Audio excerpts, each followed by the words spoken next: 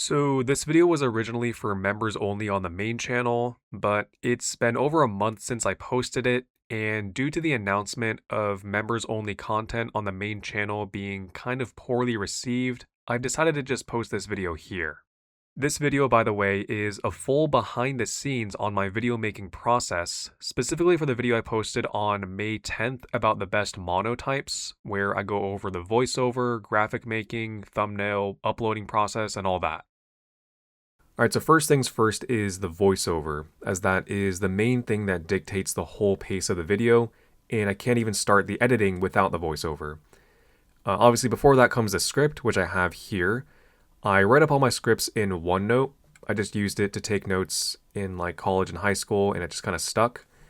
So I have some potential titles up here. I have a little bit, some notes about the video here, and then I have the whole script right here.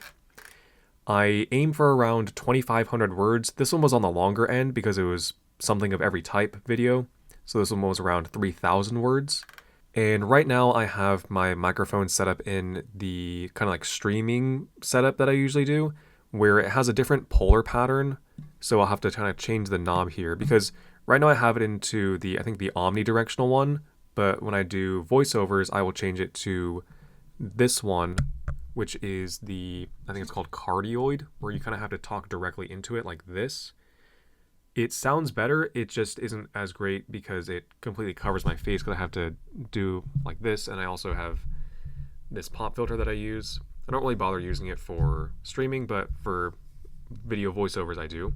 And I also have this pillow right here. This just kind of insulates some sound and makes it sound a little nicer. So hopefully it is sounding pretty good, and I can get on with the recording.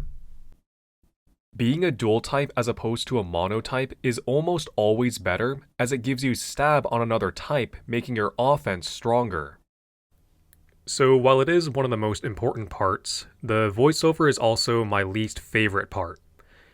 Something you should know about me is that I was diagnosed with a voice disorder called spasmodic dysphonia a few years ago, which I did around 8 months of speech therapy for and did treatments for, which is why the sound and quality of my voice really fluctuates in my earlier videos. Ogerpon and Urshifu are undoubtedly some of the strongest competitive Pokemon in VGC. I've mostly gotten over these issues and no longer need the treatment, but it still takes me forever to record voiceovers, since I record one sentence at a time and just cut out the parts in between, because I'd mess up way too much and run out of breath way too much otherwise. This one in particular was around 18 minutes of audio, and it took me around an hour to record, which was honestly on the shorter side.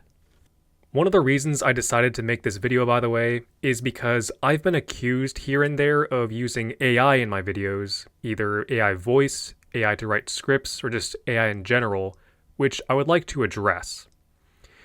First, AI voice. While I do hate doing the voiceover, I hate AI voice even more, so believe me in that I have never used and never plan on using AI voice in any of my videos, and hopefully showing this whole process proves that. As for AI scripts, I have never used AI to generate a script for me or anything like that, although I will admit that I have tried using AI just to see if it could give me any good video ideas. But after learning more about the environmental issues with AI and the ethical issues with deepfakes and spreading misinformation and stuff like that, I've completely stopped using it, and I assure you that all my scripts are completely human written. If you need any confirmation that my scripts are human written, here's me putting as much of my script for this video as would fit into 3 different AI text detectors, and I understand that these aren't always accurate, but they all came out as 0% AI, 100% human text, so do what you will with that information. Anyway, once I get everything recorded, I'll put a preset noise gate filter, which helps to cut out some of the background noise to make sure that all you hear is my voice. Before moving on, here's a breakdown of all the software and hardware I use so that you know what I'm talking about. I use Audacity to record voiceovers, OBS Studio to record gameplay, Adobe Photoshop to make graphics and thumbnails, and Adobe Premiere Pro for editing. I use a HyperX Quadcast S USB condenser microphone for recording audio, some pop filter I got on Amazon, some microphone arm that I got on Amazon, an Elgato HD60S to capture game footage. My computer is a pre-built Corsair Vengeance i7-500. My computer is a SteelSeries Apex Pro 2. My mouse is some wireless mouse I got on Amazon. And my monitors are some Acer monitors that I got from Best Buy.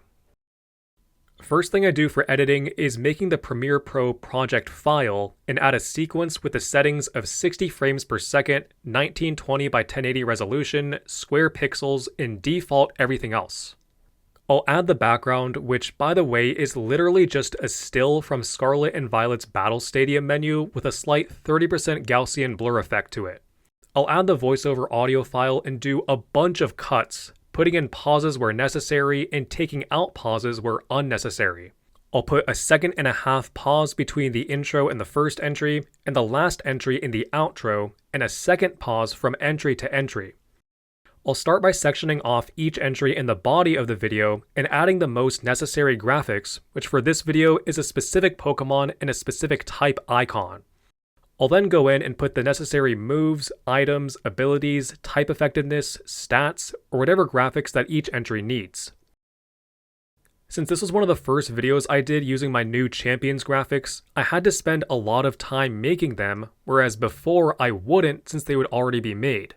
How I make them, by the way, is I made a custom template for each of them in Photoshop and make them manually one by one, changing the name, description, and whatever other details it needs. I know that I could probably create a program that could automate it and have it do it all for me instead of doing them all one by one, but I assure you that I am so bad at coding that it would be faster to just do them all manually. For the thumbnail, I have a master file that I use for thumbnails, and I make sure to keep them really simple and will always try to make sure that what I include in the thumbnail is the first or second thing that I talk about in the video to not make them misleading, since I hate when other YouTubers do that. I find alternate artwork of each Pokemon by going into the Bulba Garden archives under each Pokemon's main official artwork on Bulbapedia and look for their dream sprites, since I think it adds a little more flavor by not just using their main official artwork all the time. I'll also take breaks to respond to comments, and I do this by going into the Community tab in YouTube Studio that allows you to sort by all newest comments on your channel, and I'll just go in and respond to as many as I can. This was a few days after my Every Pokemon Generation Stat Archetype video, but I'll also respond to comments from any other videos. I've had people accusing me of not actually reading all comments, or accusing me of using AI to respond to comments, which I don't even know how that would work, so I wanted to show this as well. Back to the editing, I'll always do the body first before doing the intro and outro, because for the intro, I always just have to put some generic visuals, since I don't want to spoil what mons I picked, although I usually will end up spoiling a little bit of the content. And the outro is always super easy, since I say pretty much the same things and have the same visuals for it.